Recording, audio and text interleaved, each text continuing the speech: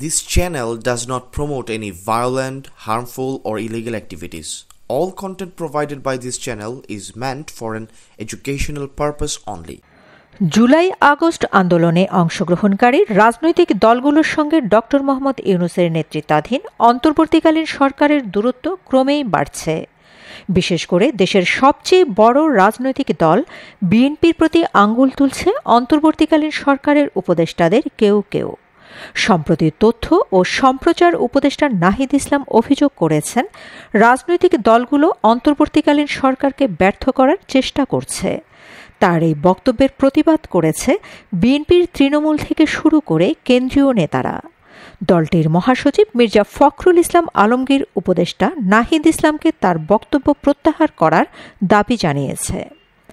অন্তর্বর্তীকালীন সরকার শুরু থেকে সংস্কারের পর নির্বাচনের কথা বলে আসলেও এই সংস্কার কর্মসূচি কবে শেষ হতে পারে সেই বিষয়টি স্পষ্ট করেনি, ঘোষণা করেনি নির্বাচনের রোডম্যাপ। ফলে বিএনপির সঙ্গে মতবিরোধ দেখা দেয় ডক্টর ইউনূস সরকারের, যদিও সরকারকে যৌক্তিক সময় দিতে চায় জামায়াতে ইসলামী।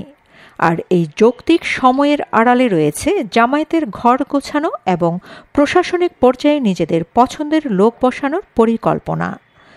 অন্তর্বর্তীকালীন সরকার এই যৌক্তিক সময়ের ওপর নির্ভর করে আনলিমিটেড স্পেস নিতে চায়।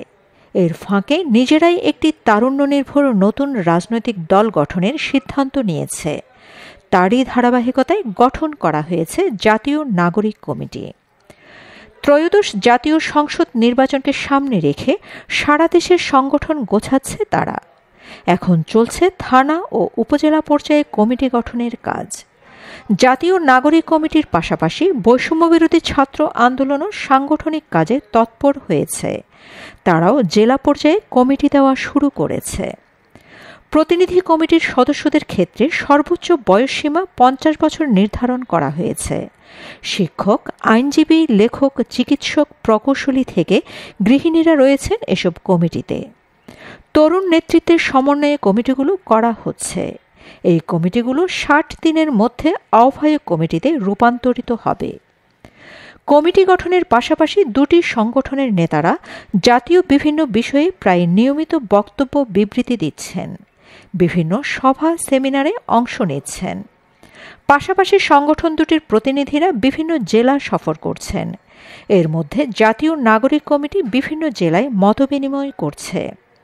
পাশাপাশি দুই সংগঠনই নিজেদের সাংগঠনিক কাঠামো ইতিমধ্যে পুনর্গঠন করেছে। দুটি সংগঠনের কার্যক্রম এখন পরিচালিত হচ্ছে রাজধানীর বাংলা মোটরের রূপায়ণ ট্রেড সেন্টারের পৃথক কার্যালয় থেকে। জাতীয় নাগরিক কমিটিতে 2 দফায় সদস্য বেড়ে এখন 107 জনে দাঁড়িয়েছে। সর্বশেষ গত 9 ডিসেম্বর সাংগঠনিক কাঠামো পুনর্গঠন করে 8 জনকে যুগ্ম আহ্বায়ক, 8 জনকে যুগ্ম সদস্য সচিব, 5 জনকে সহ মুখপাত্র, 4 জনকে যুগ্ম মুখ্য সংগঠক এবং 14 জনকে সংগঠক করা হয়। পাশাপাশি বৈষম্যবিরোধী ছাত্র আন্দোলনের নেতা সার্জিস আলমকে জাতীয় নাগরিক কমিটির মুখ্য সংগঠক মনোনীত করা হয়েছে। সারা দেশকে 20টি জোনে ভাগ করে সংগঠকদের মধ্যে দায়িত্ব ভাগ করে দিয়েছে নাগরিক কমিটি। জাতীয় নাগরিক কমিটির কেন্দ্রীয় সদস্য পদে ধর্মভিত্তিক ছাত্র সংগঠন ও বামপন্থী বিভিন্ন ছাত্র সংগঠনের সাবেক নেতারাও রয়েছেন। ছাত্র জনতার অভ্যুত্থানে গত 5ই আগস্ট আওয়ামী লীগ সরকারের পতন হয়। এই অভ্যুত্থানে নেতৃত্ব দেয় বৈষম্যবিরোধী ছাত্র আন্দোলন। অভ্যুত্থানের শক্তিকে সংহত করে দেশ পুনর্গঠনের লক্ষ্যে অভ্যুত্থানের নেতাদের উদ্যোগে গত 8ই সেপ্টেম্বর রাজধানীর যাত্রাবাড়ী থানায় প্রতিনিধি কমিটি গঠনের মধ্য দিয়ে সাংগঠনিক বিস্তৃতি শুরু হয় জাতীয় নাগরিক কমিটির। এখন পর্যন্ত দেশের 67টি থানা ও উপজেলায় তারা প্রতিনিধি কমিটি করেছে। এর মধ্যে ঢাকায় বিভিন্ন থানায় 21টি কমিটি করা হয়েছে। এই 2 প্ল্যাটফর্মের নেতাদের সমন্বয়ে নতুন রাজনৈতিক দল গঠন করা নিয়ে আলোচনা চলছে। তবে রাজনৈতিক দল হিসেবে আত্মপ্রকাশ করতে আরও 2-3 মাস লাগতে পারে। সেই সঙ্গে নতুন রাজনৈতিক দলের নামেও চমক থাকবে। দল ঘোষণার পরও একটি সিভিল পলিটিক্যাল প্ল্যাটফর্ম হিসেবে বহাল থাকবে জাতীয় নাগরিক কমিটি। নতুন এই কিংস পার্টির আত্মপ্রকাশের ওপর নির্ভর করছে ত্রয়োদশ সংসদ নির্বাচনের রোড ম্যাপ। প্রসঙ্গত, গত ২রা নভেম্বর কুষ্টিয়া জেলায় আহ্বায়ক কমিটি গঠনের মধ্য দিয়ে বৈষম্যবিরোধী ছাত্র আন্দোলনও সাংগঠনিক কার্যক্রমের বিস্তৃতি ঘটানো শুরু করে। এখন পর্যন্ত দেশের ১৭টি জেলা, ৩টি মহানগর, ১টি বিশ্ববিদ্যালয় ও ১টি পলিটেকনিক ইনস্টিটিউটে আহ্বায়ক কমিটি করেছে তারা। কমিটিতে স্থান পাচ্ছেন শুধু শিক্ষার্থীরা।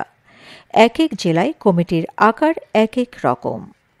রাজনৈতিক বিশ্লেষকরা মনে করেন, ডক্টর মোহাম্মদ ইউনূস ও তার উপদেষ্টারা জুলাই আগস্ট আন্দোলনে অংশগ্রহণকারী রাজনৈতিক দলগুলোর নিঃশর্ত সমর্থন নিয়ে ক্ষমতাসীন হলেও তাদের উপর আস্থা রাখতে পারছে না। ফলে তাদের কাউন্টার করার জন্য বৈষম্যবিরোধী ছাত্র আন্দোলন ও জাতীয় নাগরিক কমিটির সমন্বয়ে একটি রাজনৈতিক দল গঠনের ওপর গুরুত্ব দিচ্ছে। নতুন এই পলিটিক্যাল পার্টি আরেকটি কিংস পার্টি হচ্ছে কিনা তা সময় বলে দিবে। মন্তব্য রাজনৈতিক বিশ্লেষকদের। Shamima Chowdhury Shammi, BNA news 24।